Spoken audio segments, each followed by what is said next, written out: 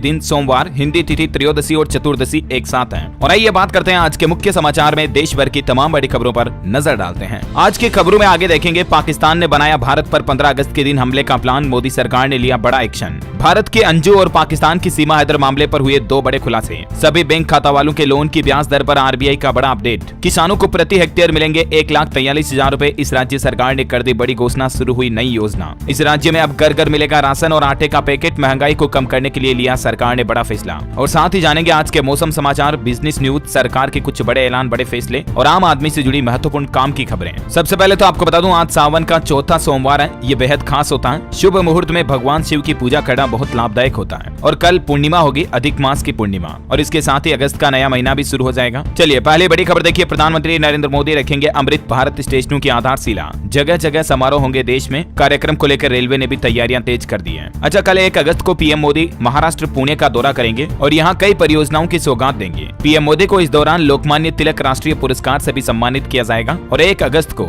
Metro train को भी हरी झंडी दिखाएंगे पुणे में प्रधानमंत्री। चलिए अगली बड़ी अच्छी खबर आ रही है, 2030 तक $4,000 पहुंच जाएगी भारत की प्रति व्यक्ति आय। $4,000 मीन्स इंडियन रुपीज में देखें तो अभी के हिसाब से 3,29,000 रूपए होते हैं भारत के जीडीपी पर। यह रिपोर्ट सामने आ रही है। टमाटर की महंगाई पर बड़ी खबर देखिए, एनसीसीएफ ने 15 दिन में बेचा 560 टन टमाटर। 70 रूपए प्रति किलो की दर से देश के अलग अलग हिस्सों में सरकार की तरफ से ये टमाटर बेचा जा रहा। एनसीसीएफ का मतलब है नेशनल कोऑपरेटिव कंज्यूमर्स फेडरेशन, यानी भारतीय राष्ट्रीय सहकारी उपभोक्ता संघ की तरफ से दिल्ली, राजस्थान, उत्तर प्रदेश समेत देश के कई राज्यों में 70 रूपए प्रति किलो के हिसाब से इतने टन टमाटर बेच दिए गए हैं, है ना। और वहीं देखिए, पीएम मोदी ने मन की बात का 103वां एपिसोड आयोजित किया। प्रधानमंत्री बोले कि शहीदों के सम्मान में मेरी माटी मेरा देश अभियान चलेगा। और इस साल भी 15 अगस्त स्वतंत्रता दिवस के मौके पर हर घर तिरंगा फहराने की अपील भी की है। और मेरी माटी मेरा देश अभियान के तहत देश के अलग अलग हिस्सों में 7,500 कलशों में मिट्टी लाकर दिल्ली में नेशनल वॉर मेमोरियल के पास अमृत वाटिका बनाई जाएगी। 15 अगस्त से ही ये अभियान शुरू होगा। इसके साथ ही मन की बात में पीएम मोदी ने काशी विश्वनाथ धाम पर भी चर्चा की और कहा कि हर साल 10 करोड़ श्रद्धालु आ रहे हैं यहाँ पर। तो वहीं यूपी का पौधारोपण अभियान भी पीएम मोदी के मन को भाया।